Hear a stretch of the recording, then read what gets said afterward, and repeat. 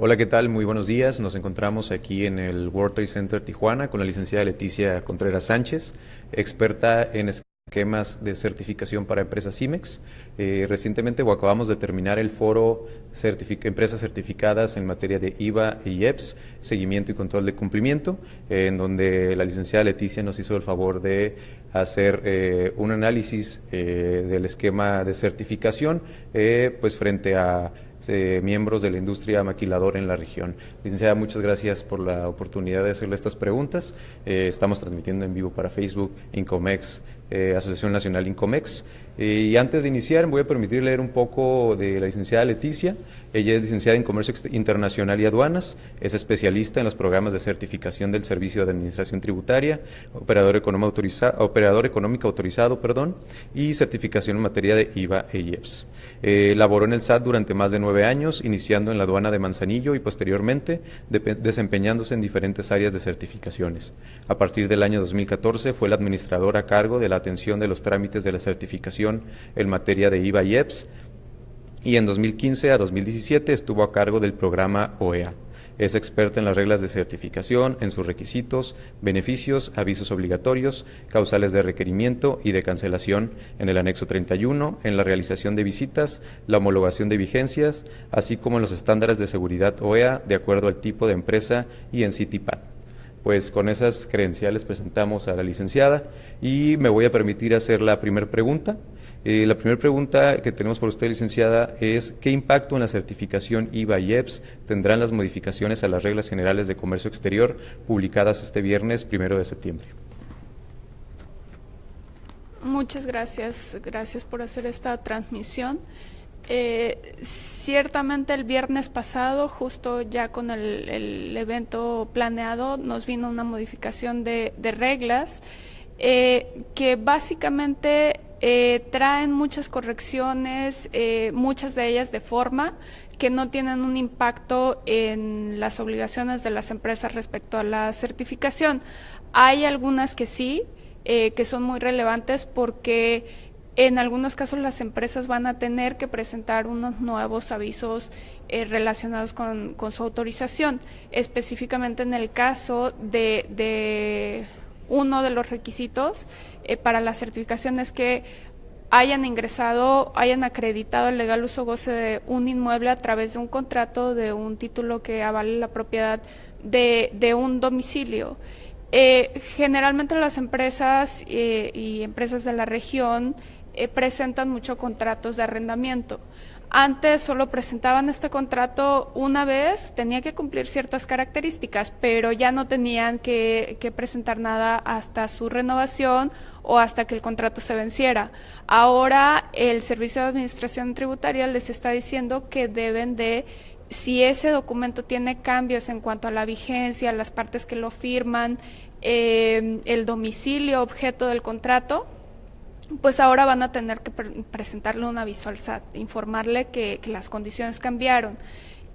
Tenemos otro aviso también que antes no se tenía, que tiene que ver con también uno de los requisitos.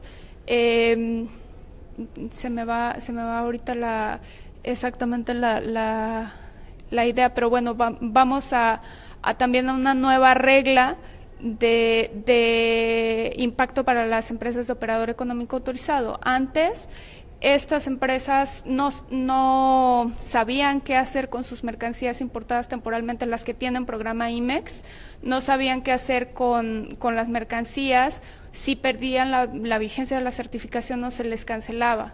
Entonces el SAT ya les está diciendo a través de una regla específicamente qué tienen que hacer con ellas, y básicamente es que tienen 60 días para poder darles un destino aduanero,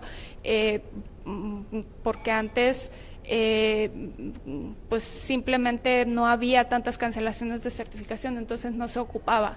Y esto pues surge justo a raíz de que ahora es más dinámica la certificación, se analizan más cosas, se generan más requerimientos y más inicios de cancelación. Entonces esto les ayuda a tener una certeza de qué va a pasar. Otras modificaciones que podrían ser un poco más relevantes y que no solo son de forma, pues son los plazos del operador económico autorizado. Antes una resolución se hacía, la respuesta que te daba la autoridad en un plazo de 120 días. Se está reduciendo a 90 días, que viene siendo la mitad del plazo original que se tenía desde el inicio de esta certificación, que era de 180 días. Esto se hace así porque las empresas pueden tener requerimientos en el Inter. Entonces, puede ser que la autoridad no alcance a dar una resolución en esos 3 meses, pero cuando se genera un requerimiento vuelve a contar el plazo y entonces se amplía el término de la resolución. Otras cosas que son de la certificación en IVA es, por ejemplo, las empresas tenían mucha confusión en cuándo acreditar que un representante legal tenía que tener una opinión positiva. Hay mucha confusión entre los representantes legales porque las empresas pueden tener muchos. Entonces, ahora ya el SAT les dice solo el representante legal para actos de dominio. Lo precisa en las reglas. Otras cosas también son, por ejemplo, el plazo para contestar un requerimiento. Antes era de 15 días, se está ampliando a 20 días para todos los casos. Entonces, eso de alguna forma ayuda a las empresas a tener más facilidades. Hay otras precisiones que se hacen también, se hacen referencia a los fundamentos legales de algunas cosas como el buzón tributario, los créditos, en base a, o más bien como a qué créditos se está refiriendo el SAT, que son cosas que habían quedado un poco en el aire desde el inicio de la certificación y que ahora ya se está haciendo la precisión. Bueno, la segunda pregunta es... La segunda pregunta, licenciada, pues va en relación a la renovación que van a enfrentar las empresas este año, mayoritariamente empresas A y AAA. Sin embargo, en términos generales, licenciada, para los 3 rubros, los elementos que, pues de acuerdo a su experiencia, se vuelven indispensables para llevar este proceso pues con tranquilidad, ¿no? Sí. Por favor. Sí, ciertamente en este año una cantidad muy importante de empresas que se certificaron desde 2014 y 2015 tienen su fin de vigencia, las AAA, pero también se acumulan con las A que se han venido renovando año con año. Entonces va a haber una cantidad importante del padrón de empresas certificadas que se va a acercar a presentar su renovación. Desde mayo de 2016 ya la regla contemplaba un cambio en el esquema de renovación para agilizarlo. Ahora las empresas solo presentan un aviso automático. Lo que es muy relevante aquí resaltar es que el hecho de que se les otorgue una renovación automática no significa que no se revisan los requisitos que esté cumpliendo la empresa permanentemente. Entonces, si bien la empresa ingresa su aviso automático y se tiene por renovada al día siguiente de que lo presenta y su autorización vuelve, o más bien continúa tal como estaba, ya que el último día de la vigencia que tenía actualmente se extiende por otro periodo igual al que tenía, pues sí tiene que ser, más bien pues se recomienda muy resaltando mucho esta parte de que se aseguren que sí están cumpliendo con los requisitos y además también que acrediten los requisitos que haya nuevos en la regla y que no acreditaron en su momento cuando ellas se certificaron porque no estaban obligadas, pero el SAT sí les está diciendo que al momento de que presenten su aviso de renovación ya deben de acreditar esos requisitos, que básicamente son la contabilidad electrónica, hacer pública la opinión, el padrón de importadores, tenerlo activo. Entonces, es muy importante que las empresas sepan esto para que eviten requerimientos de forma y pues a veces de fondo, ya posterior a que presentaron el formato, el SAT va a hacer una revisión y les va a requerir si identifica que alguna de las obligaciones no le está cumpliendo, y si es una obligación que implique en ocasiones alguna carga administrativa para la empresa, pues podría poner en riesgo su certificación si no está en posibilidad de acreditarla en el plazo que le da para contestar el requerimiento. Sí. Y bueno, la tercera pregunta es muy específica, licenciada, es ¿qué procedimiento deberán llevar aquellas empresas que no declararon inicialmente operaciones con mercancías sensibles y sin embargo quieren ingresar a este rubro? ¿Y cuáles son los riesgos que conlleva no hacerlo? Esto tiene que ver con la modificación del decreto que se dio el año pasado, donde ahora una empresa con el solo hecho de importar una fracción de los anexos de fracciones sensibles, ahora se vuelve o se cataloga como una empresa de sector sensible. Entonces, muchas empresas que ya estaban certificadas, pero que no declararon en un inicio que pertenecían a este sector porque pues en su momento no eran, ahora ya están siendo también catalogadas como tales, y esto les impactó a muchas empresas porque por una sola fracción que importes ya eres del sector sensible.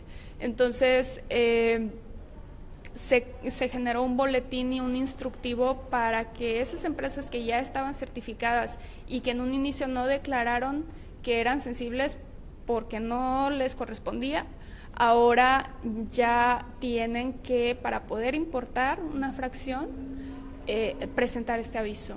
Y es un poco tardado el aviso, entonces se recomienda mucho que si están en esa situación, pues a la brevedad posible ingresen su aviso, porque sí les puede afectar al momento de la certificación, tendrían que acreditar más requisitos.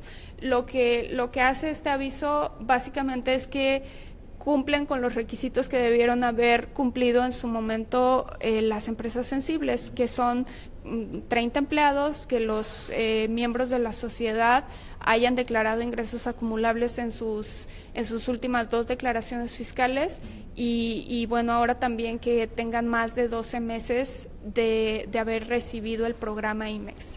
Entonces,